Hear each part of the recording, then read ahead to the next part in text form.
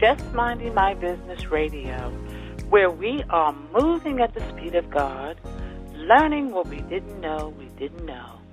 I'm your host, Ida Crawford, so grab a pen and paper and get ready for information that you can use.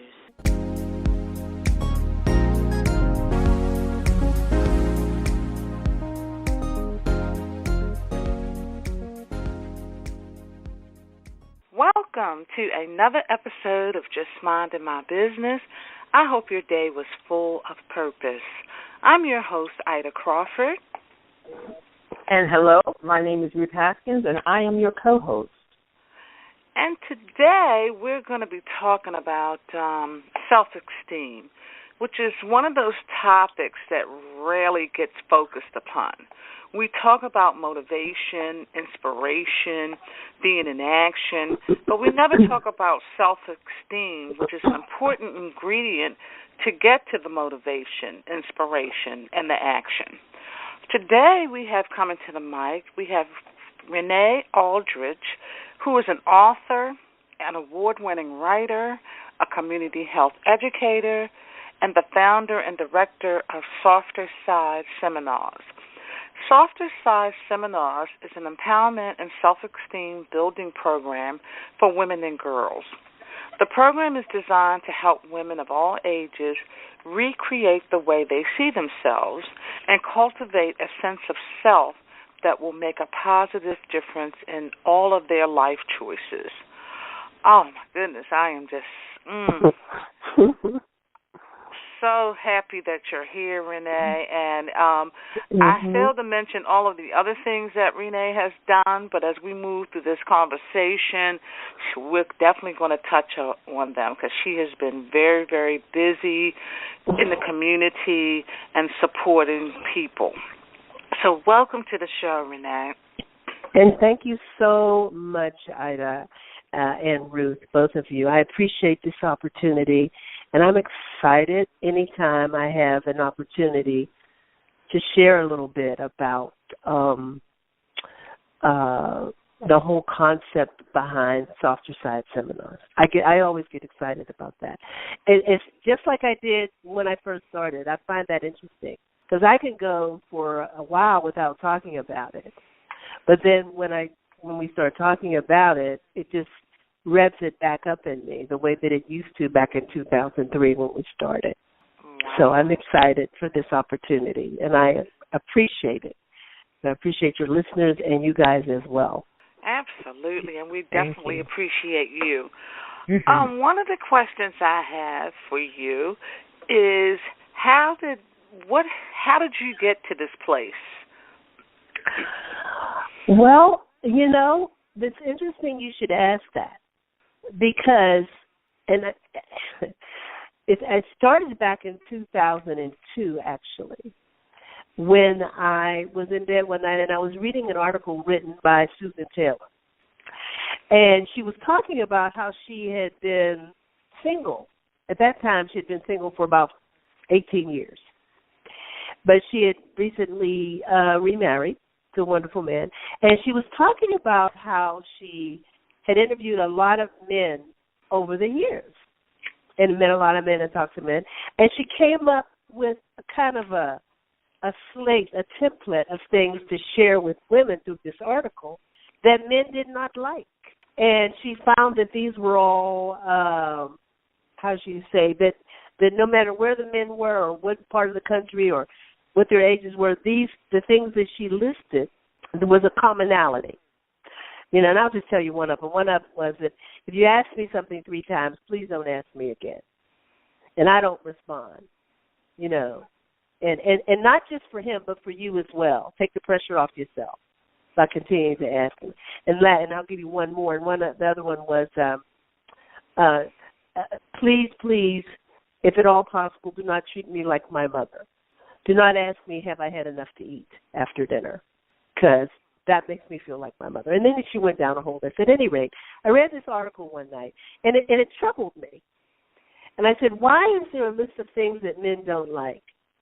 Why can't there be things that we can love about ourselves or things that we can do to help us love ourselves better? And maybe wouldn't be so inclined to be angry, to carry around with drama, to be stuck in the past and can't move forward. If we could work on those kind of things, maybe we'd love ourselves better, and then maybe these so-called things that were disturbing to men, maybe they wouldn't come out. So I thought about it, and I couldn't go to sleep. And I got up and I went downstairs, and I just started putting them on a piece of paper, until maybe 3 o'clock in the morning. And they were just called, and I didn't know what to call this. How to love myself better, how to find me. I came up with a whole bunch of names that very same night. And the next day I realized one of the things I felt that we as African American women could start doing is just enter into a softer, more loving relationship with ourselves. Just quit being so hard on ourselves, and then we'll stop being so hard on others. And that's where the name Softer Side Seminars came from. So at any rate, I put that together that night, and I just kind of put it aside. And then I saw two women speakers that kind of affirmed that maybe this is something I could be doing. One was Jewel Diamond Taylor, and one was another woman who came to speak at a women's conference at a church. And I just felt this is something that what I've come up with is something that I could maybe show women, maybe at the Y or something. Never thought I would actually really do it. Never thought. So I was back at the computer every night formulating this thing, putting it into a PowerPoint presentation. End up calling it the 9 steps to the softer side, how to enter a softer, more loving relationship with yourself. Here's 9 steps. And I had a friend who's in marketing, and I just kind of told him about it offhandedly. And he challenged me right then and there, and this was the day after Thanksgiving in November. He challenged me. He says, well, when will you do it? Pick a date. Where will you do it? Come on, let's go drive around looking at some places. And I was uncomfortable with this, because this was getting me, just really pushing me into this. And I always put on my brochures now a special thanks to G. Mims, without whose push probably this would have never got off the table, because I never was a person to take anything off the table. I had a lot of stuff on the table. And when he just kept saying, well, when? Pick a date. So I said, okay, what about Valentine's Day? Because, we all get caught up on Valentine's Day. And, of course, that wasn't realistic for me in terms of timing. So I said, okay, I'll just push it to sometime in March, and it'll still be centered around self-love. But with that being said, the reason I said it's interesting you should ask me this is I found something the other day, 15 years later. I found a steno pad where a friend of mine at that time, just when I was about to have the big event, which was March 23rd, 2003, a colleague who I leaned to for encouragement, support, said to me, whatever you do, be sure you journal this process. Just write down what happened and how it went and how you picked what and the women who were there, whatever. And I don't even remember doing that. But I found it, this journal that she asked me to write that had every word that I just told you, all about, the guy and what I came up with, and everything leading up to that initial event, March 23rd, 2003. I found that journal, and I felt this really means something. So maybe this is a time of rebranding. So if that answers that question on the long way. That's kind of what led up to Softer Side. And also the fact that over my lifetime, I knew there was something I should be saying to somebody.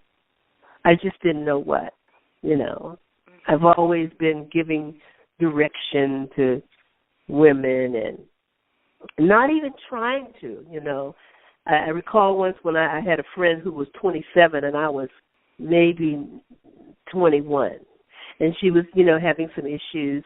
And she used to spend time in my office talking to me and thanking me and stuff. And I didn't get that at the time. But that's what led up to that inaugural event on March 23rd, 2003. Had it at a little theater in Pittsburgh. It was just a seminar. Come to the seminar called Welcome to the Softer Side. where I just spent 2 hours going down the steps to the softer side. One of them was love yourself from the inside out. Get away from that brain-draining drama. Who is that masked woman? Be yourself. A little something about love, in which I used to say, before we start, everybody throw away your membership card to the Man Haters Club. Let's just throw away that card and let's just start over. And I went down, and we're going to start afresh in this conversation by throwing away your clubs. Everybody throw them away? Okay, now let's start. And then I said whatever I said about that, and so forth and so on. I think there were 9 or 12, and in order to make it into a little program, I put songs in between each one that were applicable. At that time, my son was a musician in California, which he still is, and I talked to him about some songs that match up what I was going to say. So that was that very first event, and that was from November of 2002 to March of 2003. We just celebrated 15 years of Softer Side seminars and 10 years of an annual event that I've been doing, because it grew into some kind of annual event, woman-to-woman empowerment symposium. And so we just celebrated that in November. Wow. That's a lot of work, and you can see how it has snowballed for you. Yeah, a little bit. Do you stay in contact with any of your graduates, so to speak? You know, here's the truth. Most of the women that came forward to help me with those early programs still help me. Wonderful. And I always recruit new people, but the ones that were there, you know, kind of still help me. And and what I do is tell everybody, I say, everybody has 5 friends who will say yes to them. You know you got 5 friends that will say yes just because it's you. You know, bring them. Okay. And if they bring 3 of their friends that will say yes to them, bring them. We'll have a room full of people. That's how I kind of started. I didn't know where to get the people from. So one of the things I did was establish themes. So the first year was Mother-Daughter Empowerment Symposium. So I went to a couple of churches and said, you know, having an event for mothers and daughters. I love things like that. And that's how we started out with the first of the Empowerment Symposium. So to answer your question, yes, I'm still very connected to a lot of them.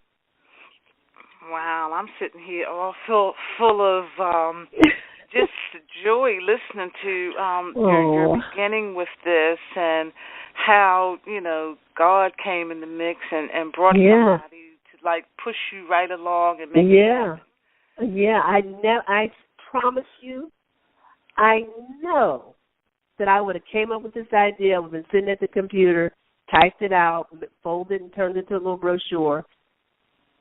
And, you know, of course, I don't know. God had a plan for this, obviously. So I doubt that he would have let that happen. But when I brought it up to Greg, he said, so when are you going to do it? And I was stunned. What do you mean, when? I don't know, sometime. He said sometime is no answer. So that brings up a question for me. Did you have something that you wanted to ask Ida at this moment? No, go right ahead. Okay, because one of the things, little note that I wrote down was procrastination. You had someone push you forward. Can you talk a little bit about procrastination and how that relates to a lack of self-esteem? Absolutely. We like drama, we hide behind procrastination. It's so much easier to say we'll do it next week. We'll do it in the morning. We'll do it on Tuesday. It's so much easier to say that than to go ahead and grab this thing and make it happen.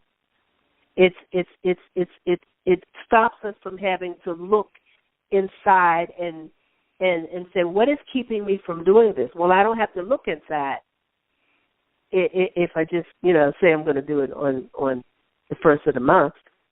And then you know what happens. The first of the month comes and goes. The other piece of that is not being intentional.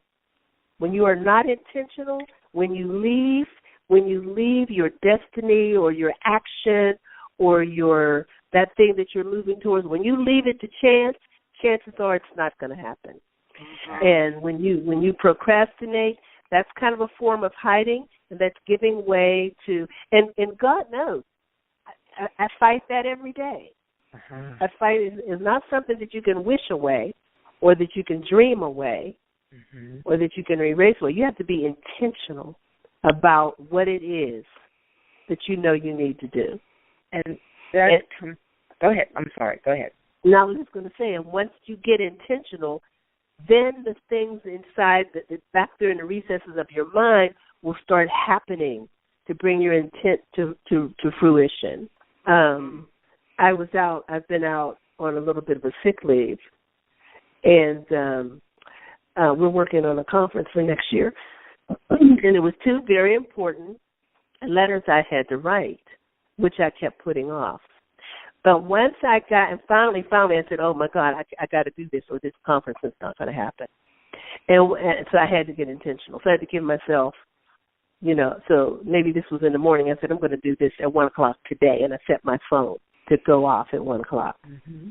And once I got intentional about the 2 letters, things started working to make sure that I had the information I needed to get them sent. But until I got intentional, I didn't know I was operating, what I'm saying, in a vague place. Yes. Mm-hmm. And until I got intentional, once you get intentional, doors start opening, things start falling out of the way, shackles out of your eyes, and then you can kick away the debris that's on the pathway for where you're headed. That's very, very important. Conscious and intentional. That's one of my main things that I live by, and I speak a lot, not just for others, but also for myself, because it's so easy to not do it.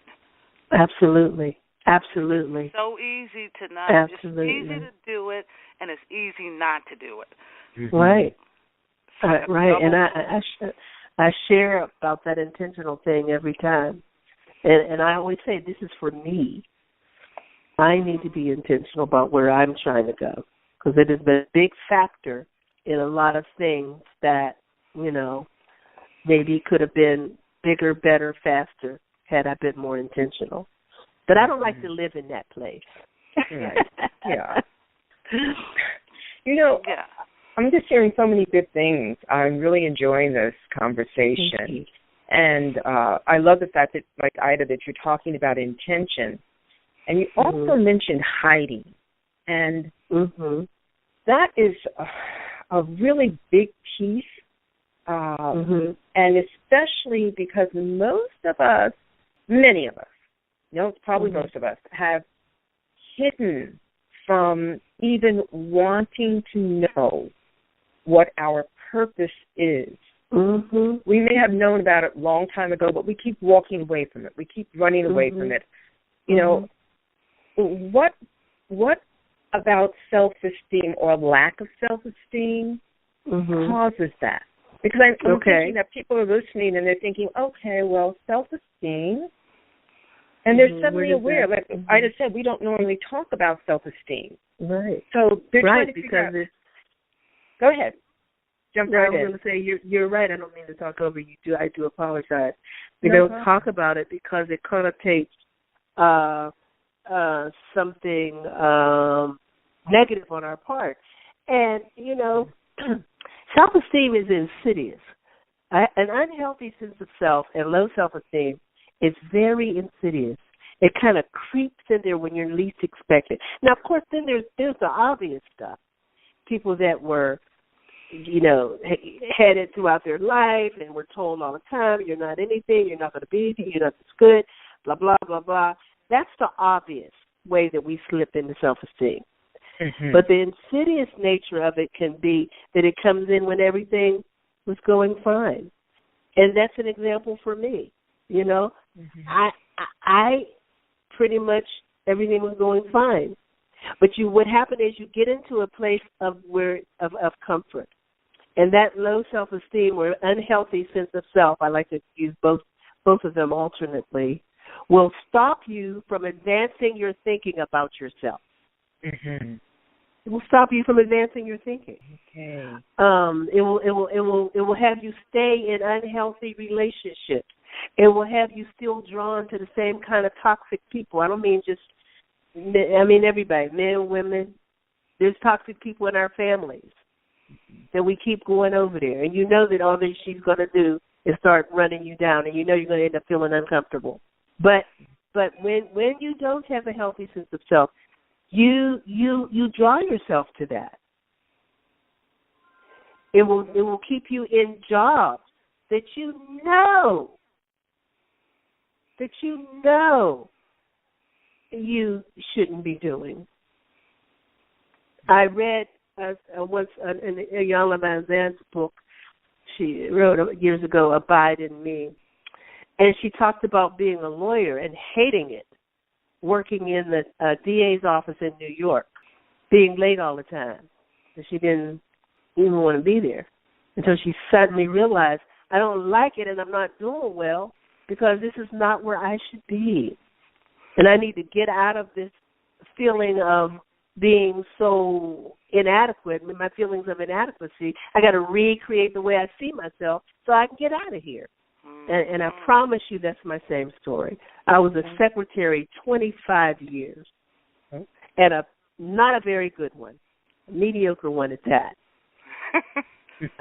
I tell you, no word of lie. Everywhere I went, it was like ended up being an issue. But it had paid good money. It took care of my kids, and I even liked it. But I knew every job I go on, I knew something's going to happen. I'm not going to be able to stay here. Something's going to happen. Something's going to happen. Until finally, God said, you know what? You've been getting every position that you've gone on interviews for. You're not going to get the next 9.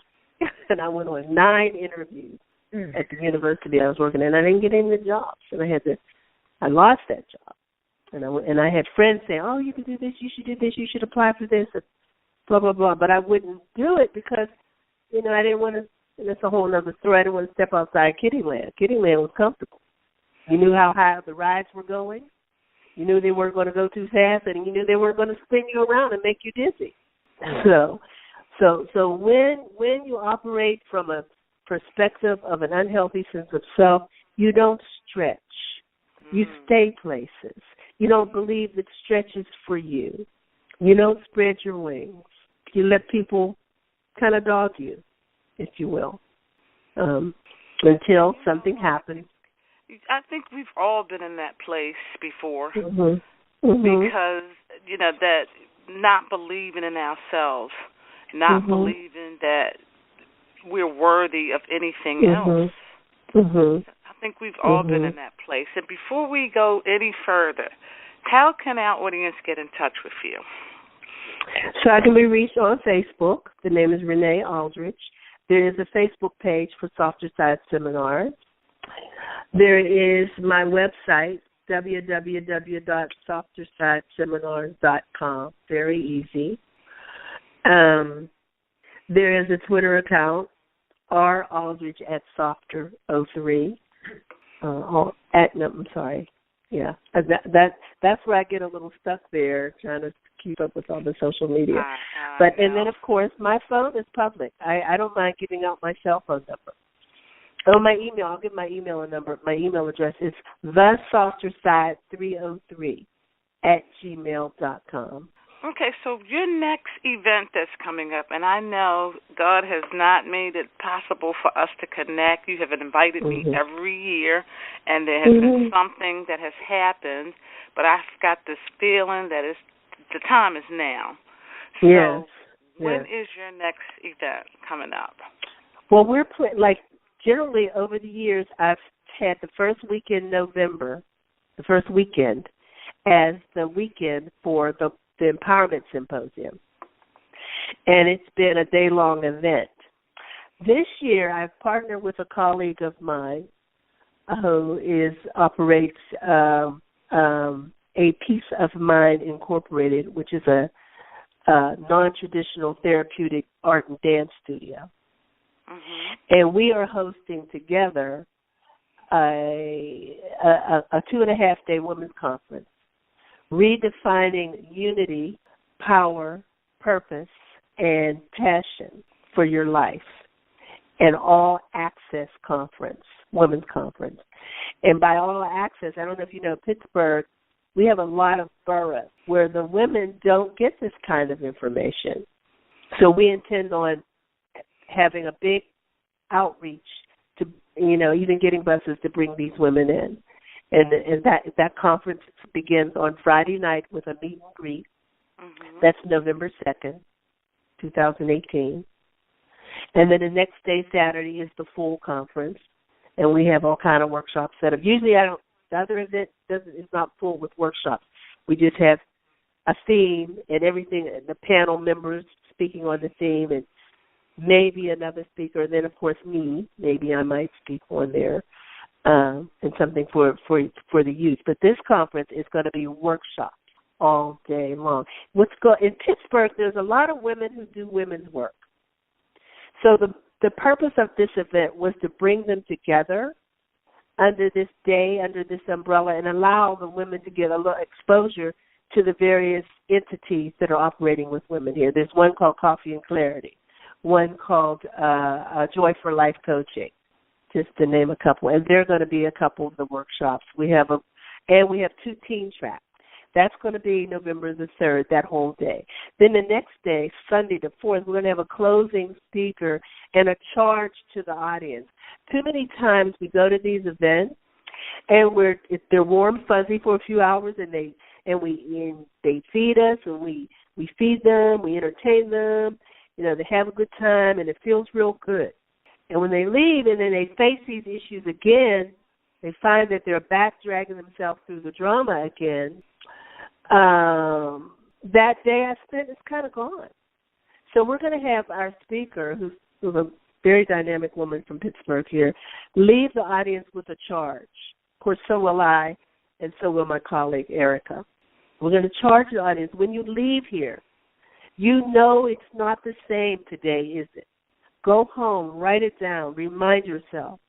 So in 2 months from now, when you're feeling the negative pull from your past, keep trying to have you live there, you can leap out of it. So I like that. We want to really charge the women that this was just more than just you spend the day socializing. And that charge is just... Do you have a venue already set and information already out about this event? We have a venue, but we haven't created the information yet to be sent out. Okay. And we are now working on that. We're about to have another meeting on July 8th, and we're going to start right after that. Okay. And that was impacted, of course, by me, not operating at the top of my game, but we're still, I still feel comfortable with the time we have out. Mm-hmm. I'm planning that by July 15th, we'll have all our flyers and all of our media stuff start about it. Okay, awesome. So do you have all of the workshops already planned out, and who's going to be facilitating workshops? Was there still availability? Again, we met the first time January 15th when I came up with the idea for me and Erica to do it. So right after the first year, we had our first meeting, and then we had our next one in February. And by then, I wasn't feeling well. And then we did look at the workshops. And I do believe that in March we closed it out, and we won't meet again now until after May. And I do believe the workshops are closed out. However, we have one woman that isn't going to be a part of it. So that leaves her space open. Mm-hmm. Okay, so I'd like to bring my the Sister Circle in on this event. At least we can come and see what everything is all about and that kind of thing. That would be totally awesome. That would be totally awesome. I'm very fired up about this because it really is an opportunity for us to help diminish the fragmentation. There's fragmentation sometimes in Pittsburgh around what women are doing. And we hope to help minimize that by having everybody under one roof, and certainly by all means. Even if we petition, if Saturday does end up being jammed up, Sunday morning is still, there's a lot of flexibility there. Because we open one continental breakfast and a couple closing sessions, and then that speaker. Then it's over. Maybe that'll be something good to leave them with. But Matt, we're going to meet again on July 8th, and I'll look at everything that's lined up, and we can speak to that after. Okay. We could talk all night. I know. I'm so sorry. I feel like I've been monopolizing the conversation. And you and I, all three of us are talkers. When it comes down to talking about things that from the inside out, time is just not of the essence, because it's such an important thing, working from the inside out and really trying to get out of your way. Get out of your own way, And everything is just so important. But anyway, we can't talk all night because this is like a 30-minute show, but we will talk again for sure as the event becomes closer. I'd definitely like to make sure we connect and support you in marketing and getting that information out. That would be awesome. And one thing I'd just like to close out with is that last August, on top of everything else, I did publish a book, Notes from the Softer Side. And one of my goals was to attend one of your events and to have a table there with the book, because it's a collection of the original Welcome to the Softer Side, 9 Steps to the Softer Side. And it's the original talk that I gave in March of 2003. But I'm going to send you a copy of it, and you'll see. Awesomeness. So definitely we are in the process of planning some things right now, and definitely once we get all of the logistics and stuff in order, you will be the first person that we contact for sure. For sure. But that would be really great. That would be really great, and I can set my calendar. Yes, absolutely. So one more time, so that people can connect with you and be the first to hear about the event coming up in November. Can you please give us your information? Okay. First of all, be my website, softersideseminars.com. Very easy. Then there's my email address, the softer side, all together, 303@gmail.com. There is a Softer Side Seminars Facebook page. It's right there, Softer Side Seminars, and I'm on it every day, and I post things, and then there's my Twitter account at R Aldrich Softer, number 3. That's the correct address for it. @ R Aldrich Softer, number 3. Okay. Well, Ruth, before we close, is there any other questions or comments you'd like to make with Renee right now? No, I really enjoyed the conversation. I've taken away a lot myself, talking about procrastination and intentions. So I really thank you for being with us. No, I'm so I appreciate you guys, and I'm just, forgive me for continuing to say you guys. I appreciate you wonderful women for having me and for doing this, for providing this format. This is just incredible. And I'm happy that I was able to be a part of it. So I will say one more thing, and I think something really important that you said. When it comes to self-esteem, knowing who you are, knowing what you want, and then pick a date. Just pick a date and work towards it. That whole idea. So many women have wonderful ideas. I'm including myself in the bunch. But you know what? We won't pick a date. Right. And Greg made me pick a date that day. And ever since then, that's what I do. I pick a date and move forward. When we started doing the Woman to Woman Empowerment Symposium, I picked a date, and it's been that same date for 10 years, the first Saturday in November. So very yes, fun. yes, this has been amazing, and I thank you so much, Renee, for taking time out of your schedule to share with us and our audience. And we will definitely be doing this again because we definitely need to talk more and more about the self-esteem thing, because a lot of times people hear things, and as humans, we've got to hear it more than one time. Absolutely. The main thing that's so exciting about this, I can't leave without telling you guys this, is that this audience, there's always an audience for it.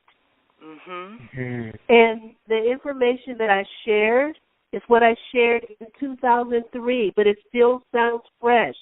And over the years, while we do themes every year, one of our themes a couple of years ago was pulling ourselves from the stuck places, and how to go about doing that, and how to know when you're stuck. And all of this is attached to a healthy sense of self. Because if you don't have it, that will never entertain you. So my point of this is that it doesn't get old, and the audience does not go away. No. And I appreciate the two of you and allowing me to move forward with this. Been trying to do it for a few months. Yes, we have. Yes, we have. But we did not give up, and that's another key. Thank you so much, Renee. We will talk again. Thank you. Very nice meeting you, Ruth. Nice meeting you too, Renee. Hope to meet you face to face. Absolutely. And we'll definitely be looking forward to the first weekend in November. Yes. For sure. Perfect. And I'll be looking forward to coming down there. Yes, thank you so much. Absolutely. All right, and you take care, and thank you so much. And same to you guys. Have a good night. You too. Have a good evening. Okay. You too. Bye-bye. Bye-bye. This show is brought to you by the amazing women of A Sister Circle Empowerment Network, ASIN LLC, where we are never in competition, but always in collaboration. And our valuable sponsors, Prodigy Accounting Service, Next Generation Accounting to get you where you need to be. Contact them at prodigyaCCT1@yahoo.com or online at www.fli-inc.com. Buying real estate can be one of those decisions. Don't experiment with your real estate investment. Contact Realtor Tia Lewis, mad scientist of real estate, creating the perfect formula to solve all of your real estate needs. For a free consultation, call 240-351-0258. Or would you like to know what a Sister Circle Empowerment Network, ASIN LLC, is all about? Contact us today at asistercircle@gmail.com and visit our website at asistercircle.org. That's ASISTAS circle.org. Voiceovers for A Sister Circle Empowerment Network, provided by Ruth Haskins, voiceover actor. To fulfill your professional voiceover needs or to receive her current professional demo, contact Ruth at 443-620-4115.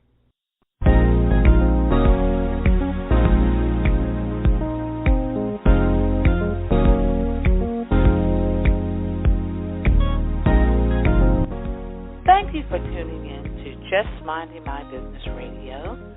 I'm your host, Ida Crawford. We hope you enjoyed the show and appreciate you stopping by. Many blessings to you and yours.